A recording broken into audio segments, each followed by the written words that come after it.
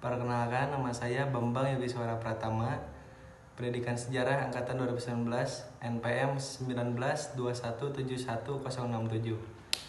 Di sini saya akan menjelaskan atau memaparkan materi hasil dari KKL 1 yang telah dilakukan secara virtual di Museum Nasional. Sebelum saya memaparkan materi tentang prasejarah, saya akan menjelaskan sedikit tentang Museum Nasional. Museum Nasional adalah suatu lembaga yang berfungsi untuk mengembangkan, membudidayakan koleksi, dan mengkomunikasikannya kepada masyarakat. Museum Nasional berada di Jakarta, berdiri pada tanggal 24 April 1778. Ya, langsung saja kita masuk ke materi. Di Museum Nasional terdapat beberapa peninggalan prasejarah. Yang pertama, ada penguburan manusia di prasejarah di Bali. Kalau kita berkunjung ke Museum Nasional, kita akan menemukan informasi mengenai situs Gili Manuk. Situs Gili Manuk terletak di kawasan Teluk Gili Manuk yang termasuk kawasan Taman Nasional Bali Barat, meliputi Kabupaten Buleleng dan Jembrana. Ketika dilakukan eksploitasi di daerah tersebut, ditemukan banyak sekali benda-benda prasejarah, seperti gerabah, alat-alat, manik-manik, emas, dan barang-barang dari perunggu.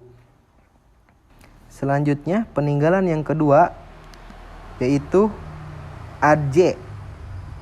Diperkirakan ada pada periode Neolitikum dan berasal dari Jawa Barat. Benda ini punya kurang lebih lebarnya 5,8 cm dengan tebal 1,4 cm. Jadi digunakan untuk pertanian, namun juga digunakan sebagai bentuk upacara dan barter. Yang ketiga, ada kendi. Kendi ini ditemukan sekitar periode Paleolitikum, dan benda ini berasal dari Palembang, Sumatera Selatan. Asal benda ini dari tanah liat, digunakan sebagai benda upacara dan juga sebagai barter. Yang keempat, gelang. Gelang ini ditemukan kurang lebih pada masa Paleolitikum yang terbuat dari perunggu. Digunakan untuk menunjukkan status sosial seseorang yang digunakan. Benda yang kelima yaitu ada kapak upacara. Jadi, kapak upacara ini ditemukan di Rote di bagian Indonesia Timur. Benda ini berasal dari perunggu dengan ukuran kurang lebih tebalnya 0,7 cm dan berfungsi belum diketahui secara pasti bagaimana fungsinya, tapi kemungkinan besar ini adalah untuk upacara adat. Yang keenam, ada tas atau raun.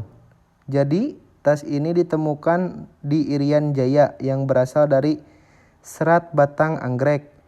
Ukurannya kurang lebih 1,6 cm dan tebal 4,30 cm.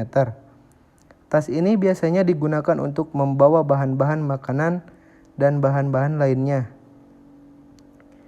Yang ketujuh, ada manik-manik. Ditemukan di Bekasi, Jawa Barat. Terbuat dari batu dan kaca. Digunakan sebagai mata uang pembelian atau penukaran. Peninggalan yang terakhir yaitu ada lukisan batu. Kurang lebih ditemukan pada masa Megalitikum. Ditemukan di Palembang, Sumatera Selatan.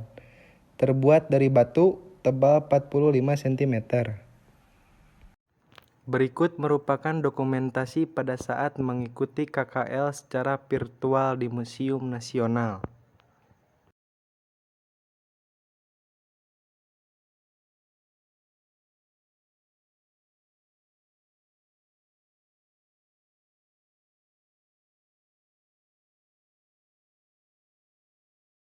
Sekian pemaparan materi dari saya.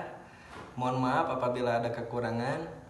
Wabillahi taufiq wal hidayah. Wassalamualaikum warahmatullahi wabarakatuh.